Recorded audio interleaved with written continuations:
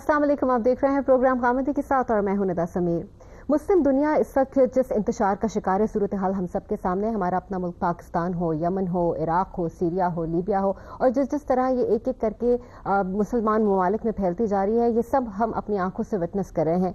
इंतहा पसंदाना फिक्र के हामिल अफराद अब तक बेशुमार लोगों को कत्ल कर चुके हैं। वो फखरिया इसका ऐलान करते हैं, उन्हें अपने किए पर कोई निदामत नहीं है, बल्कि वो कुरान की रोशनी में, सुन्नत की रोशनी में, हुजूर की सीरत की रोशनी में, सहाबाए कराम की जो उन्होंने जिस तरह एस्टैब्लिश की हुकूमत, उसकी रोशनी में वो अपने इक़दामात को जस्टिफाई करते हैं।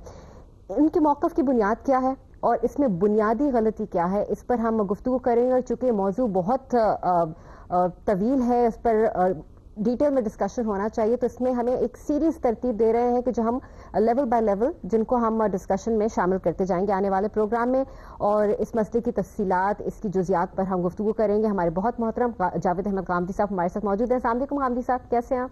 वालेकुम अस्सलाम, अल्लाह का शुक्र है। गांधी साहब, आपने इंट्रोडक्शन तो प्रोग्राम का सुना, लेकिन मैं चाहूँगी कि इससे पहले कि हम इस पर बाकायदा गुफ्तगू का आगाज़ करें, इसकी ज़रूरत क्या है, इसको भी आइडेंटिफाई करना ज़रूरी है। क्योंकि लोग जिस तरह हम लेजिस्लेटर से कहते हैं ना कि आप जो लॉज बना रहे हैं, हमारा इससे कोई लेना देना नहीं है, अवाम का मसला तो रोटी, कपड़ा, मकान, बिजली है। तो इसी तरह मजहबी डिस्कोर्स पर, इस डिस्कशन पे भी कहते हैं कि इंतहा पसंदी और दहशतगर्दी से हमारा कोई लेना देना नहीं, हम तो कुछ नहीं करें, हमारे बेसिक मसाइल तो ये हैं।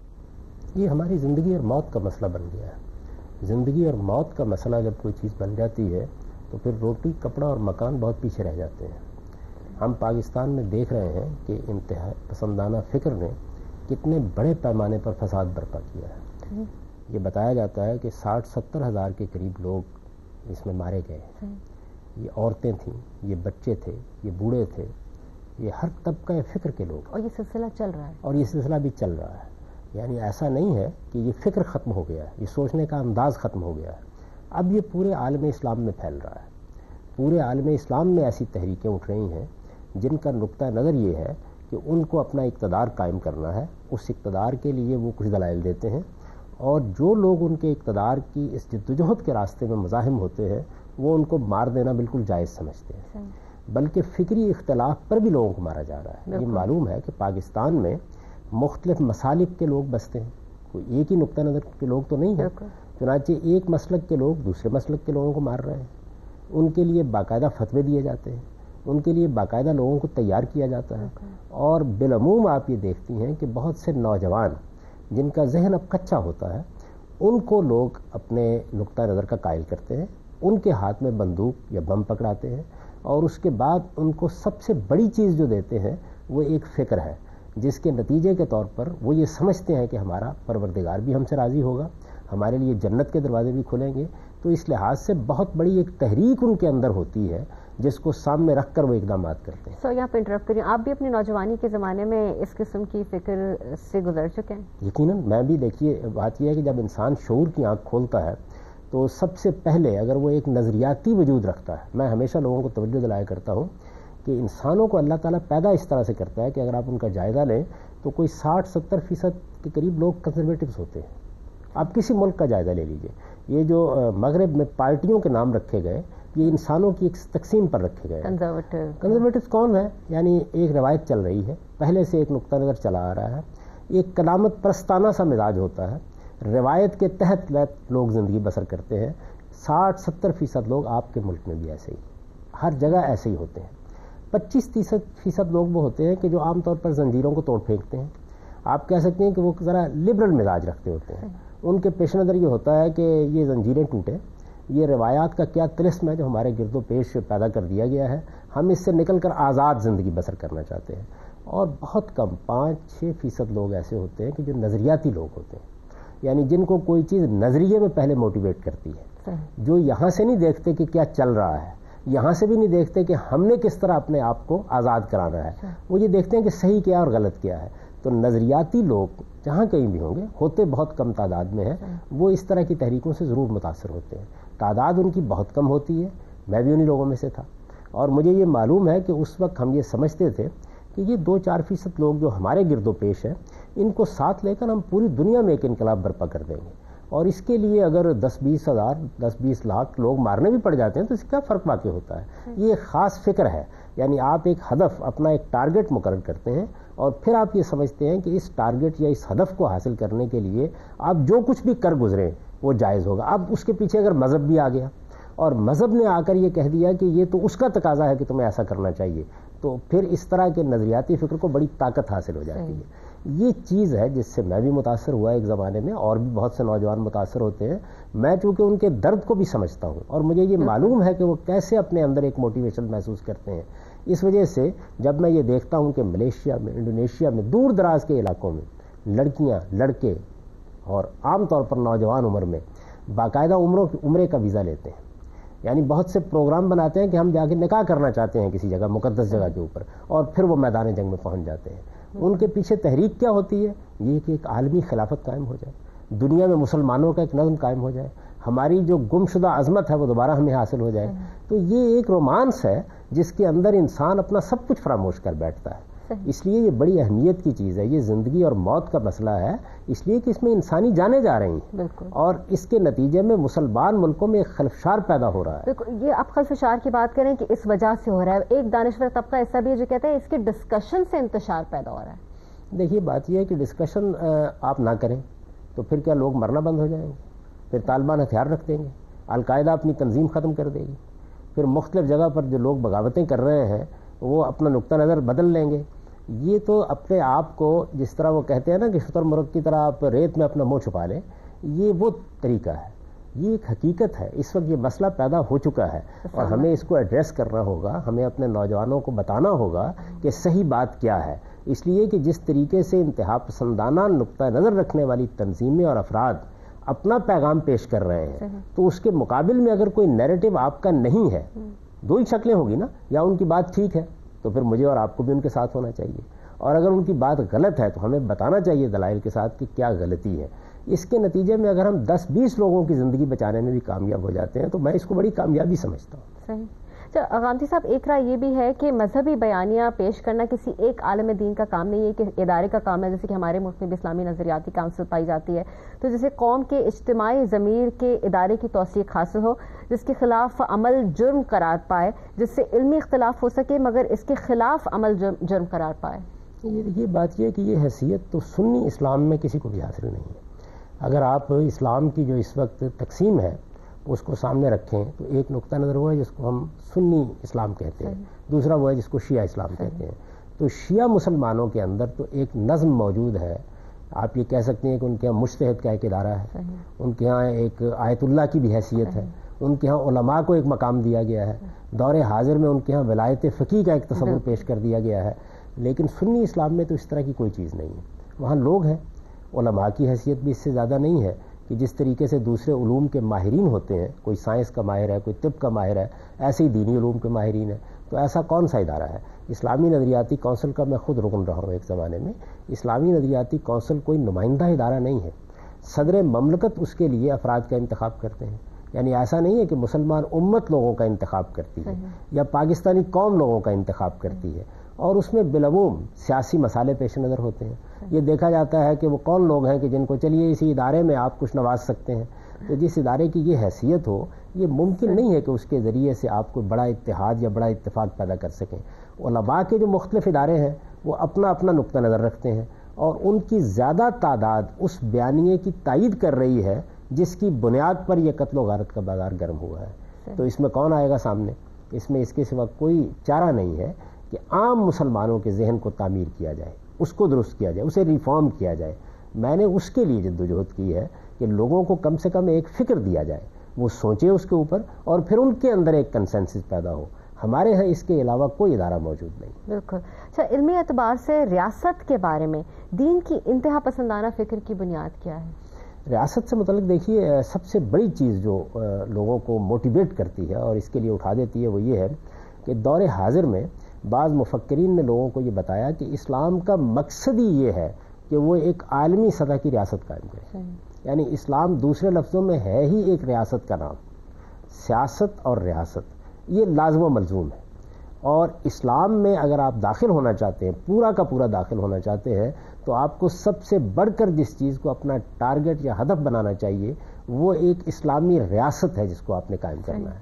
اور یہ اسلامی ریاست اگر قائم ہو جاتی ہے تو اسی سے آپ حقیقت میں اپنے اسلام کے تقاضے پورے کر سکتے ہیں. اس کے بغیر میں اور آپ ادھورے مسلمان ہیں, ہماری اس کے سوا کوئی حیثیت نہیں ہے. یہ تصور ہے جو دیا جاتا ہے عام طور پر. عامدی صاحب ہے بھی تو نا قرآن میں کہ اسلام میں پورے کے پورے داخل ہو جاؤ, تو اس سے کیا مراد ہے؟ اسلام میں پورے سے پورے داخل ہو جاؤ کا یہ مطلب نہیں ہے کہ آپ اپنی ریاست قائم ضرور کریں. اس کا مطلب یہ ہے کہ اسلام نے جو حکم آپ کو دیا ہے, خواہ وہ انفرادی زندگی سے متعلق ہے خواہ وہ اجتماعی زندگی سے متعلق ہے, آپ اس پر عمل پیرا ہوں. یعنی اسلام کو آپ ٹکڑوں میں نہ بانٹیں. تو اسلامی ریاست بھی تو قائم کی تھی نا حضور پاک نے. دیکھیے بات یہ ہے کہ اسلامی ریاست قائم ہوئی تھی, یہ بھی ایک بڑی غلط فہمی ہے. ایک ہے قائم کرنا اور ایک ہے قائم ہونا. یعنی اگر فرض کر لیجئے کہ میرے یا آپ کے پاس اقتدار آ جائے تو پھر مجھے کیا کرنا ہے, یہ اسلام کا موضوع ہے. یہ کہ مجھے اقتدار حاصل کرنے کی جدوجہد کرنی ہے, اسلام کا موضوع نہیں ہے. اقتدار, ریاست, نظم, یہ انسان کا عرض ہے. اس کو میں ایک مثال سے واضح کرتا ہوں. دیکھیے بات یہ ہے کہ ایک انسان جب شعور کی آنکھ کھولتا ہے تو اس کے اندر قدرت نے یہ چیز رکھی ہے کہ وہ دوسری صنف کی طرف کشش محسوس کرتا ہے, پھر وہ اپنا ایک گھر بسانا چاہتا ہے. اسی طریقے سے انسان کو چونکہ یہ مسئلہ درپیش ہے کہ اس کو اللہ تعالیٰ نے اختیار دیا ہے, اس اختیار کو غلط بھی استعمال کیا جاتا ہے, صحیح بھی استعمال کیا جاتا ہے. اس کا نتیجہ کیا نکلتا ہے؟ جو لوگ اس کو غلط استعمال کرتے ہیں وہ بعض اوقات فساد پیدا کر دیتے ہیں, قتل و غارت کرتے ہیں, چوری کرتے ہیں, جرائم کا ارتکاب کرتے ہیں. تو انسان نے ہمیشہ یہ سوچا کہ وہ ایک ریاست کا نظم قائم کر کے رہے. تو یہ کہ مجھے اپنے لیے ایک شریک زندگی کا انتخاب کرنا ہے, یہ کہ میرے اندر جنس کا عرض پایا جاتا ہے, یہ کہ مجھے اپنی روٹی کمانی ہے, یہ کہ مجھے اپنی معاش کے لیے جدوجہد کرنی ہے, یا ہم کو ایک قومی حیثیت سے ریاست بنانی ہے, اس کے لیے مذہب کو کوئی حکم دینے کی ضرورت ہی نہیں ہے. مذہب کیا کرے گا؟ مذہب یہ کرے گا کہ جب آپ ان میں سے کوئی کام کر لیں گے تو وہ آئے گا اور وہ آپ سے آ کر یہ کہے گا کہ اب آپ کو ان سب معاملات میں میری تعلیمات کے مطابق عمل کرنا ہے. وہ آپ کو یہ نہیں کہے گا کہ آپ منڈی میں جا کے بیٹھیں, بازار میں کاروبار کریں, آپ فلاں پیشہ اپنائیں اور فلاں پیشہ نہ اپنائیں. جب آپ وہ پیشہ اپنا لیں تو وہ آپ سے کہے گا آپ کو انصاف کرنا ہے, آپ کو پورا تولنا ہے, آپ کو کسی کے ساتھ بددیانتی نہیں کرنی. اسی طرح مذہب یہاں سے بات شروع نہیں کرے گا کہ آپ کو ایک ریاست قائم کرنی ہے. وہ یہ کہے گا اچھا آپ نے ریاست قائم کر لی ہے, آپ اس ریاست کا نظم چلا رہے ہیں, تو پھر آپ کو ان چیزوں کا پابند رہنا چاہیے. اسی وجہ سے دیکھیے قرآن مجید میں جو آیت شروع ہوتی ہے وہ کہاں سے شروع ہوتی ہے, یعنی جس میں ہماری اجتماعی زندگی کے بارے میں احکام دے. الذین ان مکناہم فی الارض, وہ لوگ کہ جن کو ہم زمین میں اقتدار دے دیں.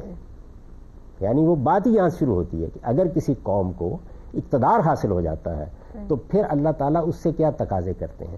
تو مذہب کا اپروچ یہ ہے, یہ ایک غلط اپروچ لوگوں کو دے دیا گیا ہے کہ مذہب اس وقت تک اپنے مقاصد پورے نہیں کر سکتا جب تک کہ کوئی ریاست نہ قائم ہو جائے. ریاستیں دنیا میں اس وقت سینکڑوں کی تعداد میں قائم ہیں. سوال یہ ہے کہ یہ مذہب سے پوچھ کے قائم ہے. بریک کا وقت آ گیا, بریک کے بعد آئیں گے تو ہم پتہ آپ سے جاننا چاہیں گے کہ بنیادی غلطی ہو کہاں پر رہی ہے. لے رہے ایک چھوٹا سا بریک, آپ کہیں جائیے گا نہیں.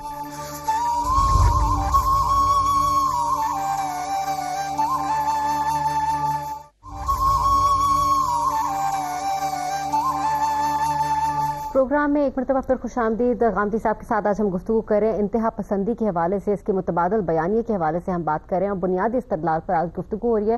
غامدی صاحب بریک سے پہلے میں کہہ رہی تھی کہ ہم بات کریں گے کہ بنیادی غلطی کہاں ہو رہی ہے. آپ نے بھی ذکر کیا کہ نوجوانی میں ایک رومانس قائم ہو جاتا ہے, اور اگر آپ کو اس میں یہ احساس ہو جائے کہ اس میں اللہ کی رضا شامل ہے, بلکہ اللہ آپ سے یہی چاہتا ہے, تو میرے خیال سے رومانس دو آتشہ ہو جاتا ہے, جس میں ہم دیکھ رہے ہیں اس وقت نوجوان نسل دھستی جا رہی ہے. میں آپ کے سامنے کچھ آیات اور احادیث پیش کرنا چاہتی ہوں جن سے لگتا یہی ہے کہ اللہ تعالیٰ ہم سے یہی چاہتے ہیں کہ اللہ کی حکومت, اسلامی حکومت قائم کر دی جائے. سورہ صف میں اللہ تعالیٰ کا ارشاد ہے کہ وہی ہے جس نے اپنے رسول کو صحیح رہنمائی اور دین حق کے ساتھ بھیجا ہے تاکہ وہ اس کو تمام دین پر غالب کر دے, اگرچہ شرک کرنے والوں کو یہ کتنا ہی ناگوار ہو. امپورٹنٹ آیت ہے. ساتھ میں ایک اور جگہ سورہ انفال میں اللہ تعالیٰ کہہ رہے ہیں اور تم ان سے لڑو یہاں تک کہ فتنہ باقی نہ رہے اور دین سارا کا سارا اللہ کا ہو جائے. سورہ بقرہ میں اللہ تعالیٰ فرماتے ہیں کہ اس طرح ہم نے تم کو امت وسط بنایا ہے تاکہ تم لوگوں کے اوپر گواہی دینے والے بنو اور رسول تم پر گواہی دینے والے بنے. سورہ شورى میں اللہ تعالیٰ کہتے ہیں کہ دین کو قائم رکھو. سورہ توبہ میں ہے اور مومن مرد اور مومن عورتیں ایک دوسرے کے رفیق ہیں, بھلائی کی نصیحت کرتے ہیں, برائی سے روکتے ہیں. اور ساتھ میں حدیث نبوی ہے کہ تم میں سے جو شخص کسی منکر کو دیکھے تو چاہے اسے طاقت سے بدل دے, اگر ایسا نہ کر سکے تو زبان سے اسے برا کہے, اور اگر یہ بھی نہ کر سکے تو دل سے اسے برا کہے. یہ ایمان کا سب سے کمزور درجہ ہے. اتنی ساری بھاری باتوں کے ساتھ ہم کس طرح کہہ سکتے ہیں کہ اللہ تعالیٰ ہم سے یہ سب نہیں چاہتے جو ہم دیکھ رہے ہیں اس وقت ہوتے ہیں؟ دیکھیے بات یہ ہے کہ قرآن مجید ایک پوری کتاب ہے، یہ کم و بیش 600-650 صفحے کی کتاب ہے۔ اگر آپ عام طریقے پہ اسے شائع کرتے ہیں تو کم و بیش اتنی 114 کے قریب اس کی صورتیں ہیں۔ ان میں سے چند آیات کو اگر آپ نکال لیں اور یہ نہ دیکھیں کہ وہ کس سیاق میں آئی ہیں، کس کانٹیکسٹ میں آئی ہیں، کیا بات کہی گئی ہے، اسی طرح سے اگر کسی روایت کو آپ دیکھیں اور یہ جاننے کی کوشش نہ کریں کہ اس کا صحیح مطلب کیا ہے، تو اس سے تو بہت فساد پیدا ہو سکتا ہے۔ یعنی اگر آپ اس وقت پاکستان کے آئین کو بھی اس طریقے سے پکڑ لیں اور اس میں سے چند جملے نکال لیں تو وہ بڑا مسئلہ پیدا کر دیں گے۔ اس وجہ سے یہ ضروری ہے کہ ان سب باتوں کو سمجھ لیا جائے۔ دیکھیے بات یہ ہے کہ اللہ تعالیٰ کی ایک اسکیم ہے، اس اسکیم کو پہلے جاننا چاہیے کہ وہ اس نے دنیا میں کیا اختیار کی ہے۔ اس کے کچھ اجزاء ہیں قرآن مجید میں، وہ سب کے سب زیر بحث آئے ہیں۔ اس کے دو پہلو میرے نزدیک سب سے بڑھ کر غلط فہمی کا باعث بنتے ہیں۔ ایک چیز یہ ہے کہ اللہ تعالیٰ نے اس دنیا میں، یہ امتحان کی دنیا ہے، مجھے بھی اسی لیے بھیجا ہے، آپ کو بھی اسی لیے بھیجا ہے۔ مقصد کیا ہے؟ مقصد یہ ہے کہ اللہ تعالیٰ یہ کہہ رہے ہیں کہ میں یہاں سے اپنی جنت کے لیے لوگوں کا انتخاب کر رہا ہوں۔ اس وجہ سے یہاں ایک آزمائش یا امتحان کا ایک پورا کا پورا نظم برپا کر دیا گیا ہے۔ اس امتحان میں اللہ نے ہماری ہدایت کا اہتمام بھی کیا ہے۔ یہ ہدایت کا اہتمام سب سے پہلے ہماری فطرت کے ذریعے سے کیا گیا ہے۔ یعنی جب کوئی انسان پیدا ہوتا ہے تو اللہ تعالیٰ ضروری علم اس کو دے کے بھیجتے ہیں۔ وہی ضروری علم ہے جس کا ظہور پھر جیسے جیسے وہ بڑا ہوتا ہے، بڑی عمر کو پہنچتا ہے، شعور کی عمر کو پہنچتا ہے تو ہو جاتا ہے۔ پھر اس کے بعد اللہ تعالیٰ نے نبیوں کا سلسلہ جاری کیا۔ نبیوں میں سے بعض کو اس نے رسولوں کے منصب پر فائز کیا۔ ان رسولوں کے بارے میں اللہ کا ایک قانون ہے، اللہ کی ایک اسکیم ہے۔ وہ اسکیم کیا ہے؟ وہ اسکیم یہ ہے کہ اللہ تعالیٰ جب کسی قوم کی طرف کوئی رسول بھیج دیتے ہیں تو وہ یہ کہتے ہیں کہ اب یہ رسول حق کو اس قوم پر پوری طرح واضح کر دے گا، یعنی کوئی کسی قسم کا ابہام باقی نہیں رہے گا۔ دیکھیے میں گفتگو کر رہا ہوں، کوئی عالم گفتگو کر رہا ہے، کوئی آدمی آپ تک پیغام پہنچا رہا ہے، ہزار سوالات باقی رہ جائیں گے۔ اللہ کا رسول جب آتا ہے تو آپ یوں سمجھیے کہ جیسے پردہ ایک حد تک اٹھ جاتا ہے، حقیقت بالکل واضح ہو جاتی ہے۔ حقیقت کے بالکل واضح ہو جانے کے بعد اللہ تعالیٰ پھر وہ جو قیامت میں ایک جزا و سزا برپا ہونی ہے وہ دنیا میں کرتے ہیں۔ چنانچہ آپ قرآن کو اگر پڑھیں بالکل سادہ طریقے پر تو آپ کو یہ معلوم ہوگا کہ ہر قوم کے ساتھ ایسے ہی کیا اللہ تعالیٰ نے۔ آپ دیکھیے قرآن بیان کرتا ہے نوح کی قوم کے ساتھ یہی معاملہ ہوا، عاد کے ساتھ یہی ہوا، سمود کے ساتھ یہی ہوا، لوط کی قوم کے ساتھ یہی معاملہ ہوا کہ ہم نے اپنے رسول کو بھیجا، جب اس قوم نے رسول کا انکار کر دیا تو پھر ہم نے اس کے لیے چھوٹے پیمانے پر ایک قیامت اس دنیا میں برپا کر دی۔ منکرین کو، اس کو قیامت صغریٰ اسی لیے کہا کہ قیامت صغریٰ میں ہوا کیا، وہ لوگ جو منکرین تھے ان کو دنیا میں سزا دے دی گئی، اور جو لوگ ماننے والے تھے ان کو اللہ نے نجات دی، ان کو برتری عطا فرمائی، ان کو غلبہ عطا فرمایا۔ رسول اللہ صلی اللہ علیہ وسلم کے ساتھ بھی بالکل یہی ہوا ہے۔ تو یہ جو آیات آپ نے پڑھی ہیں یہ بتا رہی ہیں کہ اللہ تعالیٰ نے رسول اللہ صلی اللہ علیہ وسلم کو اس لیے نہیں بھیجا تھا کہ وہ میری یا آپ کی طرح جائیں اور جا کر کوئی سائل کی درخواست پیش کریں، لوگ مانے تو مانے، نہ مانے تو واپس آ جائیں۔ نہیں، اللہ کا رسول اس مقصد کے لیے آیا تھا کہ وہ اپنی قوم پر اللہ کی حجت پوری کر دے اور اس کے بعد قوم کو جزا بھی یہاں ملے اور سزا بھی یہاں ملے۔ جزا کیا ملنی تھی کہ ماننے والوں کو دنیا کا اقتدار دے دیا جائے گا، اللہ تعالیٰ نے یہ وعدہ کیا صحابہ اکرام کے ساتھ۔ سزا کیا ملنی تھی؟ وہ لوگ کہ جو مشرکین تھے ان کے بارے میں یہ حکم دیا گیا کہ وہ اس زمین سے مٹا دیے جائیں گے، ایسے ہی جیسے قوم عاد کے لوگ مٹا دیے گئے، سمود کے لوگ مٹا دیے گئے، قوم لوط مٹا دی گئی، بالکل اسی طرح جیسے نوح علیہ السلام کی قوم مٹا دی گئی۔ تو اللہ کے رسولوں کے بارے میں یہ جو خصوصی قانون ہے اس کی آیتیں بعض لوگ نکالتے ہیں اور نکال کر ان کو اپنے ساتھ متعلق کر لیتے ہیں۔ غامدی صاحب، آپ نے کہا کہ رسالت سے خاص ہیں، قرآن پاک اللہ تعالیٰ قیامت تک رہنے والی کتاب ہے اور ہر دور کے لوگوں کے لیے کتاب ہے، اللہ تعالیٰ اس میں کہتے ہیں کہ میں نے کھلا کھلا بیان کیا ہوا ہے، تو پھر اتنی مبہم کیوں ہیں یہ باتیں، اتنی کنفیوژن کیوں پیدا ہو جاتی ہے؟ یہ بات اتنی کھلی بیان ہوئی ہے کہ اگر آپ قرآن مجید کو دیکھیں تو اس کا اصل مضمون یہی ہے۔ ہمارے ہاں لوگ قرآن مجید کو اس طرح نہیں پڑھتے۔ قرآن مجید کو پڑھنے کا طریقہ یہ اختیار کر لیا گیا ہے کہ جس آدمی کو کوئی چیز اس میں سے معلوم کرنی تو وہ فال کی طرح کھولتا ہے اور آیت نکال کے دیکھ لیتا ہے، وہ کبھی قرآن مجید کو بطور ایک کتاب کے اپنے مطالعے کی کتاب نہیں بناتا۔ ہمارے ہاں عام رجحان کیا ہے اگر آپ غور کر کے دیکھیں تو ہمارے سارے، اسی لیے کہا ہمارے ہاں بچوں کو قرآن مجید ہم پڑھاتے ہیں ناظرہ قرآن، اور شروع سے ان کا ذہن یہ بنا دیتے ہیں کہ قرآن مجید ثواب حاصل کرنے کی چیز ہے۔ غور کرنا، پڑھنا، جاننا قرآن مجید کیا بات کہاں کہہ رہا ہے، یہ ہمارے ہاں تربیت ہی نہیں ہوتی۔ جہاں تک ہمارے علماء کا تعلق ہے وہ یہ خیال کرتے ہیں کہ پرانے علماء نے جو دین کو سمجھ لیا ہے بس وہ ہمیں لوگوں کو بتانا ہے، قرآن مجید پر وہ غور کرنے کے لیے تیار نہیں ہوتے۔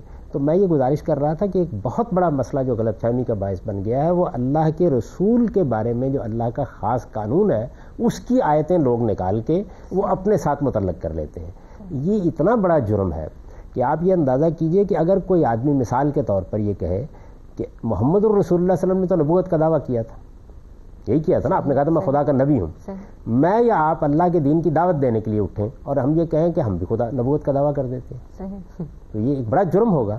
بالکل اسی طریقے سے محمد الرسول اللہ صلی اللہ علیہ وسلم اللہ کے رسول تھے، رسول کی حیثیت سے ان کے بارے میں یہ قانون تھا کہ ان کے منکرین کو دنیا میں سزا دی جائے گی، ان کے ماننے والوں کو دنیا میں جزا دی جائے گی۔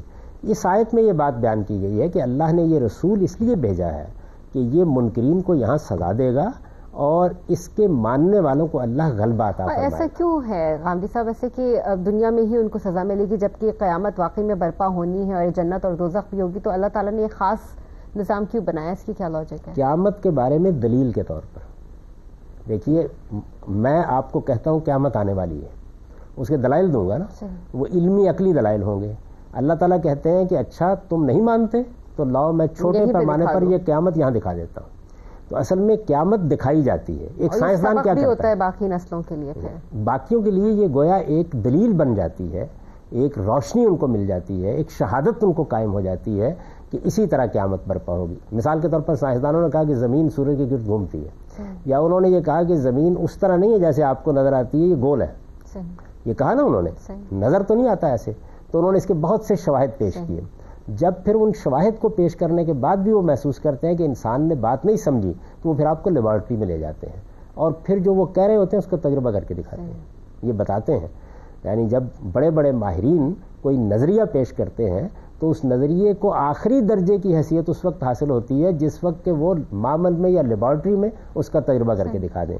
تو اللہ تعالیٰ نے قیامت کا تصور پیش کیا، قیامت کے لیے پیغمبر بھیجے کہ لوگوں کو بتاؤ، قیامت کو ہماری اصل منزل قرار دیا، جنت اور دوزخ کا تصور پیش کیا۔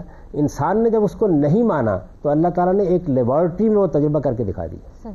تو اللہ کے رسول یہ کام کرنے کے لیے آتے ہیں۔ غامدی صاحب یہ بات تو کلیئر ہو گئی کہ بنیادی غلطیاں کہاں، اور یہ رسالت سے خاص جو آیات ہیں یا احادیث ہیں ان کو عام لوگوں پر اور آج کی زندگی پر اپلائی کیا جا رہا ہے۔ ایک بات بریک پر جا رہے ہیں لیکن ایک بات اور کلیئر کر دیں کہ احادیث اور قرآن کے حوالے سے بھی ایک کنفیوژن دور کر دیں کہ کیا احادیث قرآن کی تشریح کرتی ہیں یا ان کو قرآن کی روشنی میں سمجھنا چاہیے؟ دیکھیے بات یہ ہے کہ قرآن مجید اللہ کی کتاب ہے، اللہ کے رسول صلی اللہ علیہ وسلم وہ کتاب لوگوں کو پہنچا دیتے ہیں۔ کتاب بالکل واضح ہے، عربی مبین میں ہے۔ قرآن کا دعویٰ یہ ہے کہ وہ ہر بات کو کھول کے بیان کر رہا ہے، اس کے باوجود کوئی سوال کر سکتا ہے، اس کے باوجود کوئی الجھن پیش آ سکتی ہے، کیونکہ سارے ذہن ایک جیسے نہیں ہوتے۔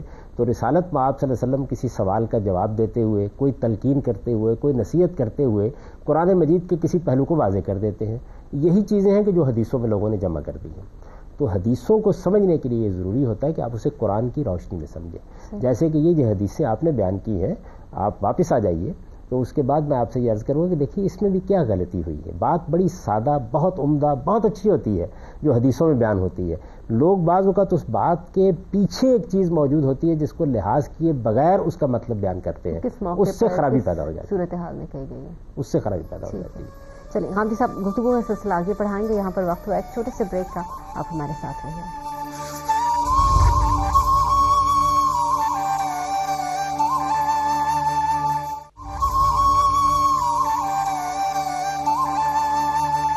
پروگرام ایک مرتبہ پھر خوش آمدید۔ انتہا پسندانہ مذہبی فکر اور اس کے کاؤنٹر نیریٹو کے حوالے سے آج ہم غامدی صاحب سے بات کریں۔ غامدی صاحب بریک سے پہلے میں جو حدیث ایک کوٹ کی تھی اور آیات بھی تھی، حدیث کی تھوڑی سی وضاحت کر دیں کہ جہاں پہ حضور پاک نے کہا کہ کسی منکر کو دیکھو تو اس کو اپنے ہاتھ سے روکو۔ ابھی دیکھیں نا یہ بات کہی گئی ہے، پہلے اس کا تھوڑا سا پس منظر سمجھ لیجیے۔ ہم میں سے ہر شخص کی یہ ذمہ داری ہے، اور یہ ذمہ داری مذہبی لحاظ سے بھی ہے، اخلاقی لحاظ سے بھی ہے، کہ اگر ہم بھلائی کی کوئی بات جانتے ہیں تو ہم دوسروں تک اسے پہنچائیں، اس کی تلقین کریں، اس کی نصیحت کریں۔ دنیا کا نظم اسی پہ چل رہا ہے۔ اگر ہم کوئی برائی کی چیز دیکھیں، کسی کی حق تلفی ہوتی دیکھیں، کسی کے ساتھ زیادتی ہوتی دیکھیں تو اس کو روکنے کی کوشش کریں۔ یہ تو ایک عام بات ہوئی، لیکن ہم میں سے ہر ایک کا ایک دائرہ اختیار ہے۔ مثال کے طور پر میں گھر کا سربراہ ہوں تو میرا بھی ایک دائرہ اختیار ہے۔ کسی نے کوئی ادارہ قائم کیا ہے تو اس کا بھی ایک دائرہ اختیار ہے. اسی طرح ریاست کا ایک دائرہ اختیار ہوتا ہے. تو رسول اللہ صلی اللہ علیہ وسلم نے اصل میں یہ بات دائرہ اختیار سے متعلق فرمائی ہے کہ ہر شخص اپنے دائرہ اختیار میں، کیونکہ وہاں تو اس کے پاس قوت ہوتی ہے، اس کے پاس قانونی اختیار ہوتا ہے، تو وہ وہاں پر کسی برائی کو دیکھے تو اس کو وہ ہاتھ سے روکنے کی کوشش کرے. یعنی میں اپنے گھر میں برائی نہ ہونے دوں. کوئی شخص کسی ادارے کا سربراہ ہے تو وہاں وہ کسی کی حد تلفی نہ ہونے دے، کوئی زیادتی نہ ہونے دے، کسی کے ساتھ کوئی دشمنی مول نہ لینے دے، کسی کو خلاف عدل کوئی کام نہ کرنے دے. یہ ذمہ داری دائرہ اختیار میں ہے. دائرہ اختیار میں یہ ذمہ داری کیوں دی گئی ہے؟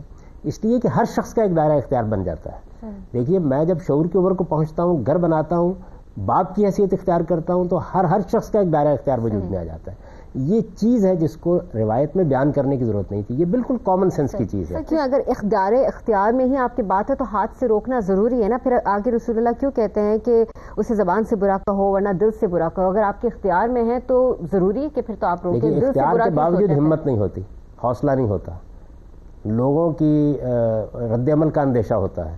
آپ دیکھیں ہمارے حکمران ہیں، ان کے پاس اختیار موجود ہوتا ہے، اختیار کے باوجود بہت سی چیزوں کے بارے میں چشم پوشی کرتے ہیں، بہت سی چیزوں میں زبانی تلقین فرماتے رہتے ہیں، لیکن وہ قوت کو استعمال نہیں کر پاتے. تو اسی وجہ سے یہ کہا گیا ہے کہ دائرہ اختیار میں آدمی کو چاہیے تو یہ کہ وہ عزم اور ہمت سے کام لے اور برائی کو روکے. اگر وہ برائی کو دائرہ اختیار میں نہیں روکے گا تو اسی لیے تو بتایا کہ دوسرے درجے میں چلا جائے گا. یعنی اگر اختیار تھا ہی نہیں تو پھر تو دوسرے درجے میں نہیں جا سکتا. مثال سے سمجھیے اس بات کو، میں اگر معذور ہو گیا ہوں، میں اٹھ نہیں سکتا، کھڑا نہیں ہو سکتا، اور میں بیٹھ کر یہ لیٹ کر نماز پڑھتا ہوں، تو میں دوسرے درجے میں تو نہیں جاؤں گا نا.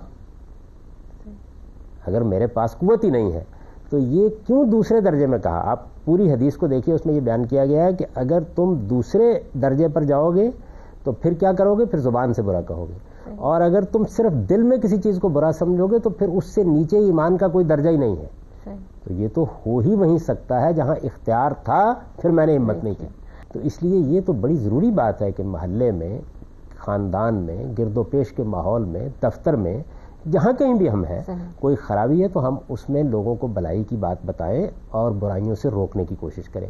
اصل مسئلہ ہاتھ سے روکنے کا، یعنی ہاتھ سے روکنے کی نوبت وہاں آئے گی جہاں آپ کو اختیار موجود ہے. اگر آپ اختیار کے بغیر ہاتھ سے روکیں گے یا میں روکوں گا تو اس سے فساد پیدا ہو جائے گا.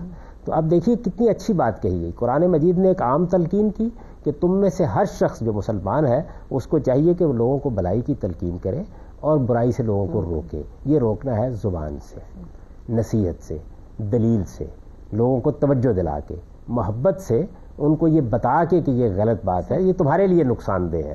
یہ روکنے کا معاملہ میں کروں، آپ کریں، کوئی فساد پیدا نہیں ہوگا. مجھے قوت سے کہاں روک دینا ہے، ہاتھ سے کہاں روک دینا ہے، وہ وہاں جہاں میرا اختیار موجود ہے. یہ آپ کو معلوم ہے کہ ہمارے ہاں بعض مذہبی تنظیموں نے ایک زمانے میں یہ فیصلہ کیا کہ وہ تعلیمی اداروں میں اپنی مرضی کے خلاف کوئی کام نہیں ہونے دیں گے. چنانچہ انہوں نے کہا کہ مثال کے طور پر موسیقی کی مجلس ہوگی تو ہم وہاں پر اپنے جتھے لے کے جائیں گے اور اس کو روک دیں گے جا کے. ایسا ہوا، اس سے فساد پیدا ہوا. یعنی اگر وہ یہ کرتے، بارہا میں نے اس زمانے میں لوگوں کو کہا کہ اگر تم لوگ یہ کرتے کہ جو لوگ تمہارے خیال میں کوئی برا کام کر رہے تھے تم ان سے ملتے، ان کو جا کر نصیحت کرتے، ان کو جا کے دین کی تعلیم دیتے، ان کو ایجوکیٹ کرتے، کوئی فساد پیدا نہ ہوتا. تو جہاں آپ کا اختیار موجود ہے وہاں آپ کو ہاتھ سے روکنا ہے، جہاں آپ کا اختیار موجود نہیں ہے وہاں آپ کو نصیحت کرنی ہے. یہ ہے سادہ اصول. اس اصول کو اللہ کے پیغمبر نے بھی واضح کر دیا، قرآن مجید نے بھی واضح کر دیا. کیا یہی اختیار ہے جس کے لیے بار بار نعرہ لگایا جاتا ہے کہ اسلامی ریاست قائم ہو؟ پاکستان کے بارے میں بھی کہا جاتا ہے کہ پاکستان کو دیکھیں عامدی صاحب تو اسلامی جمہوریہ نام بھی ہے، مساجد بھی ہر محلے میں آپ کو ملیں گی، مساجد بھری ہوئی بھی ہیں ماشاءاللہ سے. قوانین اگر آپ دیکھیں تو حدود کے قوانین موجود ہیں، قصاص دیت کے قوانین، اور بہت سارے اسلامک لاز پاکستان میں موجود ہیں. اس کے باوجود کہا جاتا ہے کہ ہم اسلامی ڈگر پہ نہیں ہیں، زکوٰۃ بھی لوگوں سے لی جاتی ہے، بینکوں سے کٹ جاتی ہے. تو مسلمانوں کے ملک میں حکومت اسلامی ریاست جو قائم کرنے کا نعرہ لگایا جاتا ہے اس میں کیا ایکسپیکٹ کیا جا رہا ہے کہ اب کیا وہ مجھ سے بزور کہا جائے کہ میں برقع پہنوں؟ ایکسپیکٹیشن کیا ہے؟ جو لوگ یہ بات کہتے ہیں اصل میں ان کا نقطہ نظر یہی ہے. دیکھیے وہ یہ چاہتے ہیں کہ ریاست کا نظم لوگوں سے پورے دین پر عمل کرائے. جو مسجد میں نہ آئے اس کی پھر جو مسجد میں نہ آئے اس کی تعدیب کی جائے. اگر ان کے خیال کے مطابق عورتوں کو برقع پہننا چاہیے تو یہ برقع بزور ان سے پہنوایا جائے. جیسے کہ مثال کے طور پر آپ دیکھیے کہ جو مذہبی بنیاد پر ریاستیں قائم ہوئی ہیں ان میں ایسا کیا جاتا ہے. یعنی یہ تک فیصلہ ریاست کرتی ہے کہ عورتیں گاڑی چلا سکتی ہیں یا نہیں چلا سکتی. وہ حج پر آنے کے لیے، عمرے پر آنے کے لیے محرم کو ساتھ لے کے آئیں گی یا اس کے بغیر آئیں گی، یہ فیصلے کرتی ہیں نا. تو عام طور پر ہمارے مذہبی لوگوں کا تصور یہی ہے کہ ایک ایسی حکومت قائم ہونی چاہیے جو حکومت بزرگ لوگوں سے دین پر عمل کرائے. یہ ہے تصور. اس تصور میں بنیادی غلطی یہ ہے کہ اللہ تعالیٰ نے یہ اختیار کسی حکومت کو نہیں دیا. دیکھیے بات یہ، اللہ حکم دیتا ہے، وہ میرا حکمران ہے، میرا بادشاہ ہے. اللہ تعالیٰ کو میں نے اپنے معبود کی حیثیت سے مانا ہے، وہ میرا خالق ہے. جب میں اس کو مان لیتا ہوں تو میں اس کے حکم پر عمل کرتا ہوں. خلاف ورزی بھی ہو جاتی ہے، غلطی بھی ہو جاتی ہے، کوتاہی بھی ہو جاتی ہے. بعض اوقات انسان کچھ حکموں پر عمل کرتا ہے، کچھ پر عمل کرنے کے معاملے میں غفلت میں مبتلا ہو جاتا ہے. یہ سب معاملات ہوتے ہیں نا. تو اللہ تعالیٰ کے ساتھ انسانوں کا ایک معاملہ ہے. یعنی مذہب کیا ہے؟ مذہب اصل میں اللہ کی بادشاہی کو تسلیم کرنا ہے، نہ کہ انسانوں کی بادشاہی کو تسلیم کرنا ہے. تو یہ غلطی ہو رہی ہے لوگوں سے کہ وہ یہ خیال کرتے ہیں کہ مسلمانوں کی حکومت کو یہ اختیار دیا گیا ہے کہ وہ لوگوں سے دین پر عمل کرائے. ایسا نہیں ہے. لیکن میں کہیں پڑھ رہی تھی کل ہی کہ حضرت عمر یہ چیک رکھا کرتے تھے کہ کون مسجد میں نماز پڑھنے آتا ہے یا نہیں آتا. دیکھیے بات یہ ہے کہ حضرت عمر رضی اللہ عنہ ایک طرح سے باپ کی حیثیت رکھتے تھے، اور باپ کی حیثیت سے بہت سی چیزیں ہیں جن کی طرف انسان توجہ دلاتا ہے. اصل سوال یہ ہے کہ قانون کی طاقت آپ کہاں استعمال کریں گے. یہ آپ کے علم میں ہوگا کہ ہمارے پرانے دیہات میں بڑے بوڑھے بزرگ ہوتے تھے، وہ گلی میں جاتے ہوئے تھپڑ مار دیتے تھے بعض اوقات بچوں کو، کوئی برا نہیں مانتا تھا. آج آپ دیکھیے، تو اس وجہ سے ایک قبائلی معاشرے کے اندر جب ایک حکمران ہے تو وہ صرف حکمران نہیں ہوتا، وہ ایک باپ، ایک بزرگ کی حیثیت سے بھی بہت سے معاملات کر رہا ہوتا ہے. یہ بات کہ اللہ تعالیٰ نے کسی حکومت کو یا کسی معاشرے کے حکمران کو یہ حق دیا ہے کہ وہ آپ سے دین پر عمل کرائے، یہ حق دیا ہے. اس کے لیے قرآن کی کوئی آیت پیش کرنی چاہیے نا، اس کے لیے کوئی حدیث بتانی چاہیے. یہ حق اللہ تعالیٰ نے نہیں دیا. اللہ تعالیٰ نے ریاست اور حکومت کے معاملے کو کوئی حق دینے کی بجائے یہ حق اپنے ہی پاس رکھا ہے. ہم اس کے سامنے جواب دیں. یعنی ہمیں اپنے پروردگار کو جواب دینا ہے کہ ہم نے اس کی ہدایات پر کہاں تک عمل کیا. اس کے نتیجے میں ہمارے لیے جزا بھی ہے، اس کے نتیجے میں ہمارے لیے سزا بھی ہے. حکومت اور ریاست کا ایک دائرہ ہے. وہ دائرہ کیا ہے؟ وہ یہ دیکھے گی کہ کسی کی حق تلفی تو آپ نہیں کر رہے، وہ یہ دیکھے گی کسی کی جان مال آبرو کے خلاف زیادتی تو نہیں کر رہے. یہ دو جگہ ہیں جہاں حکومت آپ کے پاس آئے گی اور وہ آپ کو آ کے روکے گی. یعنی ایک وہ معاملات ہیں جو میرے اور میرے رب کے درمیان میں ہے. مثال کے طور پر یہ کہ آپ کو برقع پہننا ہے، یا آپ کو چادر لینی ہے، یا آپ کو کوئی اور لباس پہننا ہے. اس معاملے میں اگر اللہ نے کوئی ہدایت دی ہے تو آپ جواب دہ ہیں اس کے سامنے، اور آپ کو اللہ ہی کے سامنے جواب دے رہنا ہے. اس میں کسی حکومت، کسی معاشرے کا کوئی اختیار نہیں ہے. لیکن اگر آپ نے کسی کی حق تلفی کر دی، اگر آپ نے کسی کی جان مال آبرو کے خلاف زیادتی کر دی، میں مثالیں دیتا ہوں. آپ نے کم تولا، آپ نے کسی کا غبن کر لیا، کسی کا مال ہتھیا لیا، کسی کے گھر میں چوری کر لی، بدکاری کا ارتکاب کر ڈالا. یہ وہ چیزیں ہیں میں کروں یا آپ کریں جن کے لیے حکومت کو حق ہے کہ وہ مداخلت بھی کرے، مجھے روکے بھی، اور اگر میں کسی جرم کا ارتکاب کروں تو مجھے سزا بھی دے. یہ حق دنیا بھر میں مانا جاتا ہے. لیکن میری انفرادی اور شخصی زندگی کے بارے میں اللہ کے دین میں جو احکام دیے گئے ان کے لیے میں جواب دہ ہوں. مجھے اللہ تعالیٰ کے حضور میں جانا ہے اور جواب دینا ہے. یہاں مجھے بھی اگر تلقین کرنی ہے تو اپنے آپ کو کرنی ہے، آپ کو بھی تلقین کرنی ہے تو تلقین ہی کرنی ہے، اور اگر حکومت کو بھی کرنی ہے تو تلقین ہی کرنی ہے. تلقین اور نصیحت یہ تو ہر آدمی کا حق ہے کہ وہ کرے. علماء کا بھی حق ہے، حکومت کا بھی حق ہے. اس کے لیے باقاعدہ ہمارے مذہب میں ایک ادارہ بنایا گیا ہے. آپ یہ دیکھیے مسجد جو ہے جمعے کا دن اس کے لیے خاص کیا گیا ہے. حکمرانوں سے کہا گیا ہے کہ وہ آئیں، ممبر پر کھڑے ہوں، لوگوں کو اللہ تعالیٰ کے احکام کی یاد دہانی کرائیں.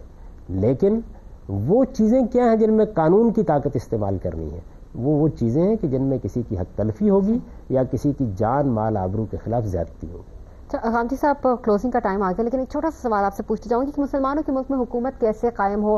ہم دیکھتے ہیں کہ 3 طرح کی حکومتیں نظر آتی ہیں. ہمیں بادشاہت ہے، یا ڈکٹیٹرشپ ہے، یا جمہوری نظام ہمیں مسلمان ملکوں میں نظر آتا ہے. پہلے 2 نظام تو لوگ پھر بھی کچھ نہ کچھ کر کے قبول کر لیتے ہیں.